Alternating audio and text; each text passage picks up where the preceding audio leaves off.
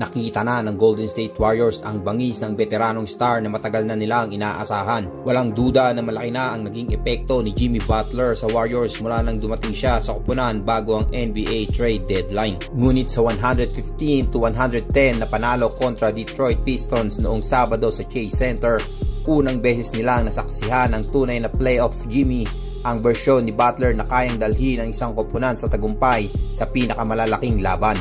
It was physical, it was testy, a lot of pushing and shoving ani Coach Steve Kerr matapos ang laro. Manalo sa ganitong klaseng laban kahit pagod kami at nag-a-adjust pa mula sa road trip, malaking bagay yan. Alam ni Kerr kung anong klaseng ng manlalaro si Butler sa ganitong klaseng laro. Ito ang Jimmy dynamic. Sakto siya para sa mga ganitong klaseng laban.